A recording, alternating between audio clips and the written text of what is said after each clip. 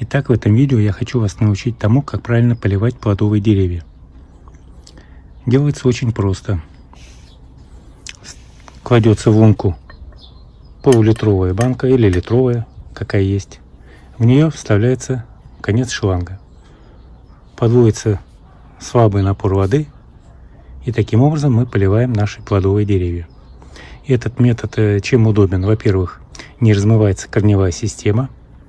Мы даем слабый напор воды, у нас, соответственно, нету такого, что происходит при поливе сверху ведром. Ну и мы можем сделать напор воды совсем слабый, и это можно даже отнести к капельному поливу. Вот таким образом очень удобно поливать. Меня научил этому племянник. Теперь я поливаю только таким способом. В среднем на полив одного дерева уходит примерно до часа. Ну, примерно 50 минут, час. Такой промежуток, в зависимости от состояния почвы. Ну, если, конечно, был дождь недавно, почва подмокла, то, конечно, время сокращается полива. Вот возьмите на заметку, этот метод полива очень удобен, очень полезен и не столь затратен. То есть положил конец шланга в пол-литровую банку и делаешь свои дела. Пришло время, переставил шланг.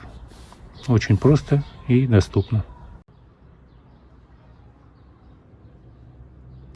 Воду можно давать с перерывом, то есть дать в течение 15-20 минут, затем переставить в другую лунку. Как только вода уйдет, мы опять переставляем сюда шланг и опять даем. Я в среднем 2-3 раза переставляю вот таким образом шланг, потому что одним сразу поливом это невозможно осуществить. То есть если мы будем поливать 50 минут, что у нас будет? У нас просто зальет корневую шейку полностью, у нас вода вся вытечет из лунки. То есть так, конечно, не надо. И если напор слабый, это даже очень хорошо. У нас вода уйдет вниз к корням. То есть это применительно полива, который осуществляется раз в 20-30 дней. То есть такой сильный полив, когда нам надо довести воду до мельчайших корешков, которые находятся на глубине примерно 80 сантиметров.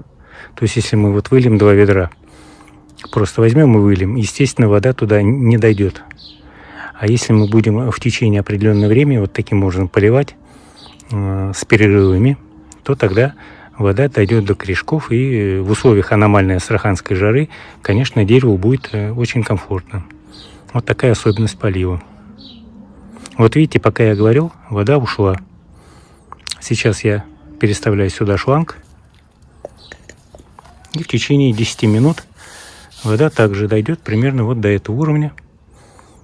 Вот, и я, возможно, еще раз потом переставлю шланг с перерывом. Вот пример тоже неплохой. 2 раза мы уже переставили шланг. Вот еще один, 3-й раз, и полив груши закончится. В среднем уже поливалось минут 40. 35-40 минут. То есть почти к часу мы уже подходим. Не забывайте про такую форму подачи воды. Очень удобно, очень грамотно. Ну и, конечно же, про бугорок над корневой шейкой.